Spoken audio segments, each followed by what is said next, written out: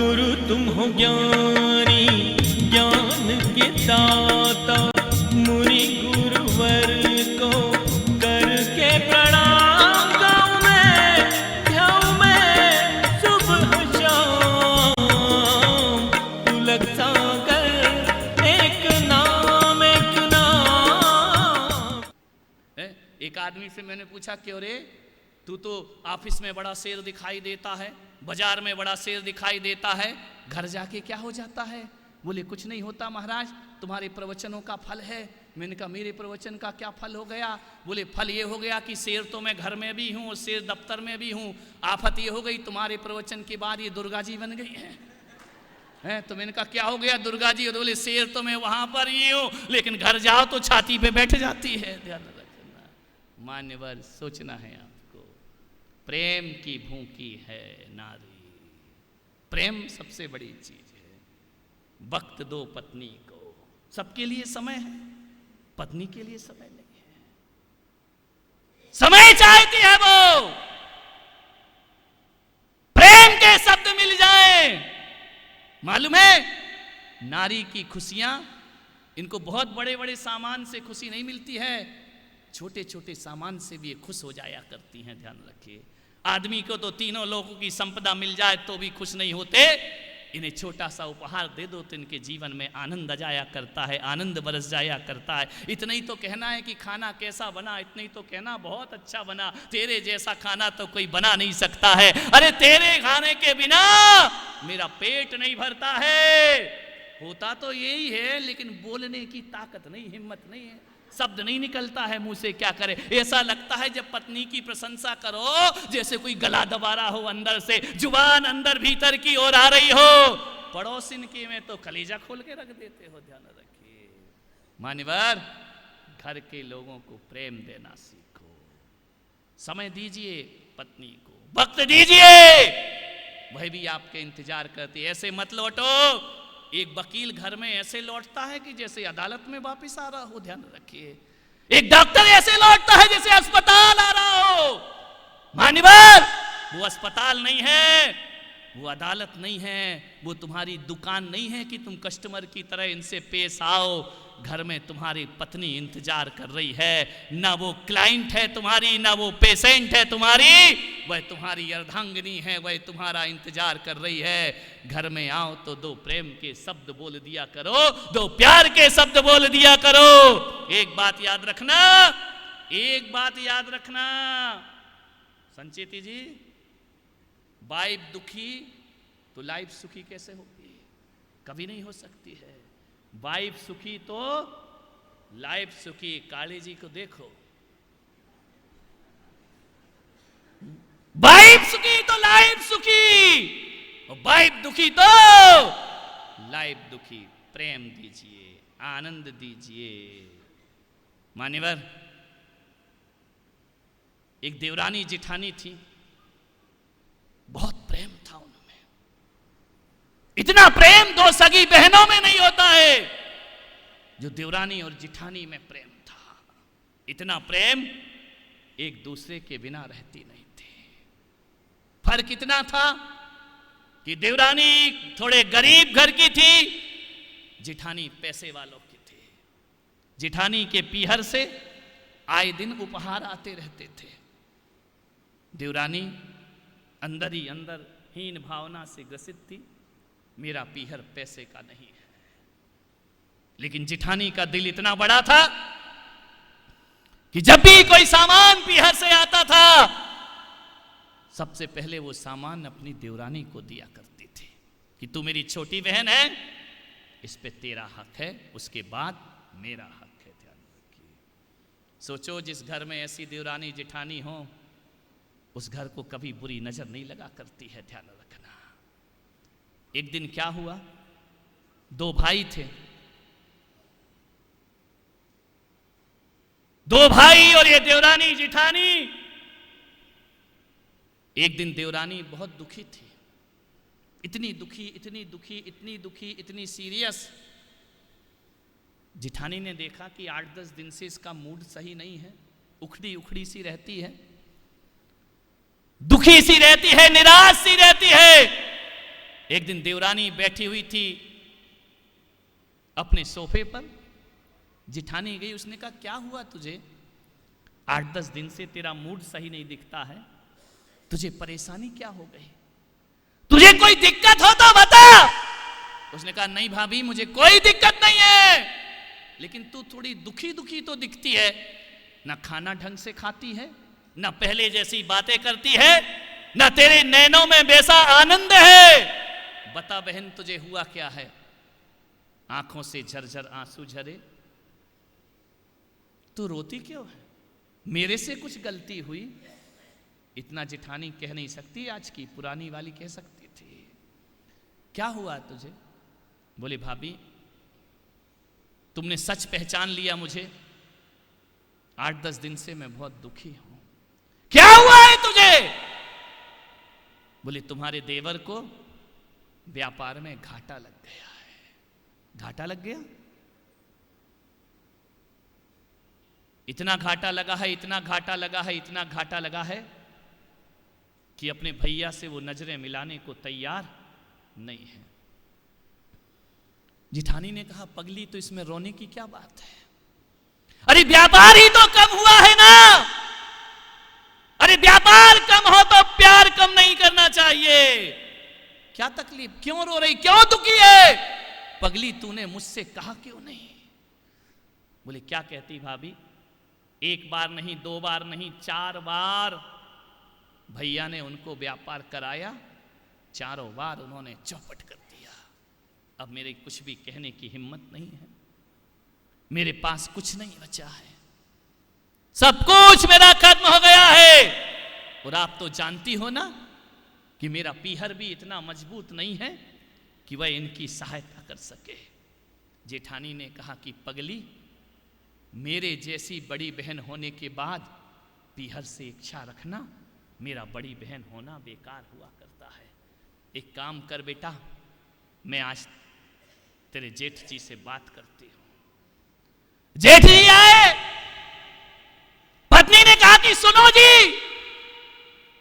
छोटे का व्यापार चौपट हो गया, चौपट हो गया फिर से। 4 बार मैं करा चुका हूं, अब मेरे से कुछ नहीं होगा। वो पैसा बर्बाद करता है, मैं कुछ नहीं, तू ज्यादा बोलना मत, मैं उसकी हेल्प नहीं कर सकता।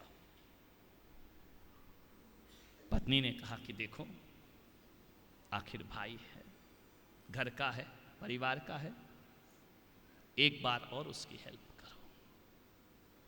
बोले मैं नहीं कर सकता हूं, मेरे पास इतना पैसा नहीं है, मैं भी कौन सा करोड़पति अरबपति हूं। बोले आप चिंता मत करो, मैं उसकी हेल्प करती हूं। 5 लाख रुपए उसकी तिजोरी में रखे हुए थे। उसने कहा ये 5 लाख रुपए मैं देवर को देती हूं। पति ने कहा कि पागल है तू, बच्चे का एडमिशन मेडिकल में कराना है, ये उसकी फीस के लिए मैंने पैसे निकाले हैं, ये पैसा मैं उसे नहीं दे सकता हूं। मेरे बच्चे का भविष्य क्या होगा? वो पढ़ना है, बाहर जाना है उसे पढ़ने, 5 लाख रुपए मुझे बच्चे की फीस चुकाना है, नहीं तो उसका एडमिशन नहीं होगा। मालूम है, उस जेठानी ने कहा तुम चिंता मत करो, ये 5 लाख रुपए छोटे भाई को देने का प्रयास करिए। बोले क्यों? बोले देखो बच्चे की फीस, बच्चा इस साल नहीं पढ़ा तो अगली साल पढ़ सकता है, लेकिन यदि भाई की इस बार हेल्प नहीं की तो उसका पूरा परिवार बिखर सकता है, उसका परिवार खत्म हो सकता है। बहुत दुखी है छोटी वाली मेरे से, इसे एक ही निवेदन है, ये 5 लाख रुपए मैं उसे जरूर दूंगी।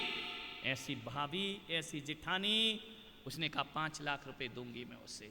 जाकर के छोटी देवरानी को जाकर के उसने पैसे दिए। देवरानी ने कहा कि भाभी ये क्या कर रही हो? बोले बेटा ये पैसे रख ले और देवर से कह कि चिंता करने की जरूरत नहीं है। अरे देवर आया, बोले नहीं भाभी ये पैसा मुझे नहीं चाहिए है, बच्चे के भविष्य की चिंता है।